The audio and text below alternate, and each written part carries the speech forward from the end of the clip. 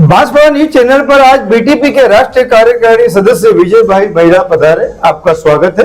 धन्यवाद। तो राजस्थान में विधानसभा चुनाव के मद्देनजर आचार संहिता लग चुकी है, ऐसे में बीटीपी की क्या तैयारी है? सबसे पहले तो आपके चैनल को जोहार करता हूं।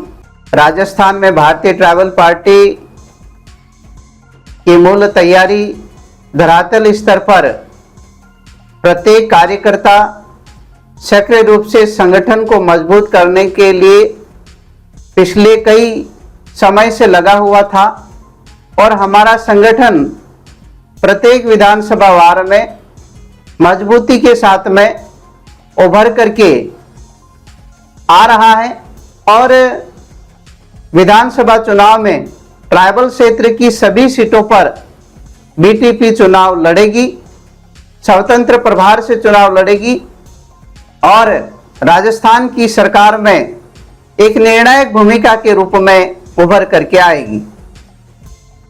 तो बीटीपी जनता के बीच किन किन मुद्दों को लेकर जाएगी और वोट मांगेगी?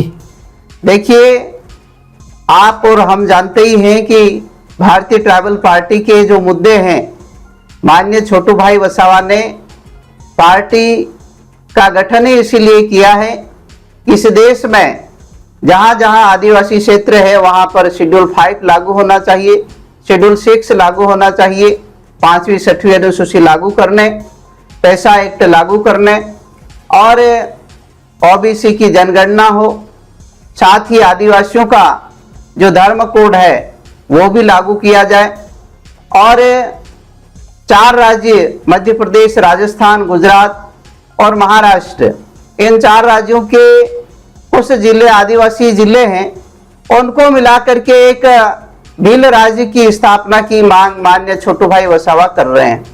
तो इन मुद्दों को लेकर के और वर्तमान समय में हमारे इस क्षेत्र में शेड्यूल एरिया के अंतर्गत जिसकी जितनी संख्या है उतनी हिस्सेदारी के अनुसार हमें संवैधानिक प्रावधान लागू होने चाहिए, आरक्षण की व्यवस्था होनी चाहिए।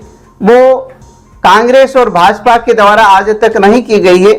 वो भी मांगे हैं हमारी जनसंख्या के अनुपात में आरक्षण हो और राज्य की प्रशासनिक सेवाओं में 6.5% आरक्षण का प्रावधान लागू हो, न्यूनतम अंकों की बाध्यता जो कर रखी है उसे समाप्त किया जाए। इन मांगों को लेकर के भारतीय ट्राइबल पार्टी का प्रत्येक कार्यकर्ता जनता के बीच में जाएगा और बीटीपी के समर्थन में वोट मांगने का काम करेगा और निश्चित रूप से हमारा पार्टी का कार्यकर्ता है वो कहीं ना कहीं इस क्षेत्र में चाहे अन्याय, अत्याचार और शोषण के खिलाफ आवाज उठा रहा है।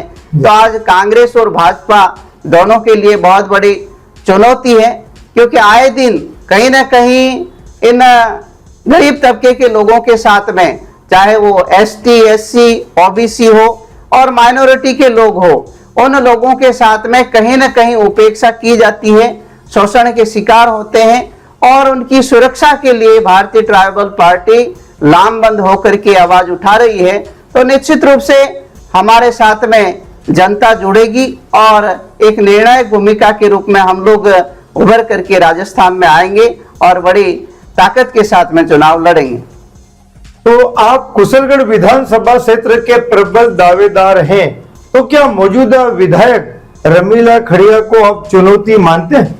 देखिए, हम एक भारतीय ट्राइबल पार्टी के कार्यकर्ता के रूप में कार्य कर रहे हैं। उस क्षेत्र की जनता, वहां के कार्यकर्ता और पार्टी के पदाधिकारी, केंद्रीय कमेटी वो हमें आगे करती है, तो निश्चित रूप से हम चुनाव लड़ेंगे, हम दावेदार हैं। और वर्तमान समय में वहां मौजूदा विधायक रमीला खड़िया हैं, उससे हमारी कोई चुनौती नहीं है, क्योंकि रमीला खड़िया के द्वारा सरकार में हिस्सेदारी थी, जनजाति आयोग की उपाध्यक्ष थी। इसके बावजूद भी कुशलगढ़ क्षेत्र की सड़कों की हालत बड़ी नाजुक है। वहां पर शिक्षा के क्षेत्र में भौतिक संसाधनों का अभाव है, चिकित्सा के क्षेत्र में भौतिक संसाधनों का अभाव है। साथ ही भाजपा की सरकार में आदिवासी क्षेत्र में कुछ आदिवासी लोग रहते हैं और वहां पर कहीं ना कहीं भूमि को हड़पने का काम कंपनियों को ला करके किया गया है।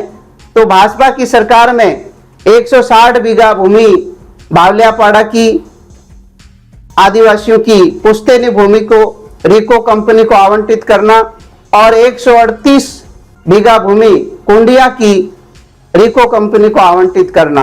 160 और 138 और 138 इतनी भूमि आवंटित की गई और आवंटन करने के बाद में भाजपा सरकार ने तो आवंटन कर दिया और कांग्रेस की सरकार ने मौन धारण कर रखा। रमीला खड़िया ने किसी प्रकार से सदन में इस बात को नहीं रखा है।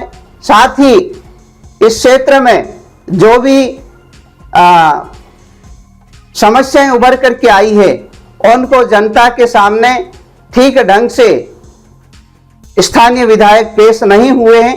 तो निश्चित रूप से जनता उनसे समझ चुकी है और आने वाले समय में कुशलगढ़ क्षेत्र की जनता इन्हें करारा जवाब देगी और निश्चित रूप से वहां पर बीटीपी बहुत बड़ी ताकत के रूप में उभर करके आएगी और हम लोग चुनाव जीतेंगे।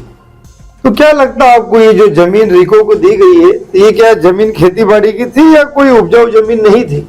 देखिए, यह भूमि मूल रूप से आदिवासी समाज के लोग कई दशकों पूर्व से ही उनके पूर्वज हैं, वह वहाँ पर काश्तकारी के माध्यम से अपना जीविकोपार्जन कर रहे थे और अपना घर चला रहे थे। उनके द्वारा काबिज भूमि पर रेवेन्यू विभाग के माध्यम से या वन विभाग के माध्यम से पेनल्टी रसीदें दी जा रही थी और कब्जेधारी थे। तो कब्जेधारी होने के बावजूद भी उन लोगों को बेदखल करना और कृषि भूमि उनसे हड़पने का काम किया गया है, तो यह गलत है। कांग्रेस और भाजपा एक सिक्के के दो पहलू है। वह आदिवासियों का शोषण करना चाहते हैं, आदिवासियों के साथ में गलत व्यवहार करना चाहते हैं। तो निश्चित रूप से कहीं ना कहीं इन लोगों ने आदिवासियों को विस्थापित करने का काम किया है। चाहे किसी भी क्षेत्र में हो, वह कहीं ना कहीं आदिवासी अपने आप में उपेक्षित रहा है। तो कांग्रेस और भाजपा को समझ चुका है।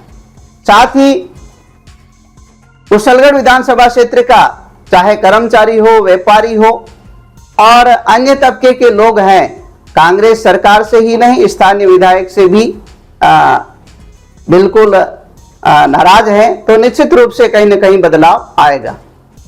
बहुत बहुत धन्यवाद जो आप बांसवाड़ा न्यूज चैनल पर बता रहे।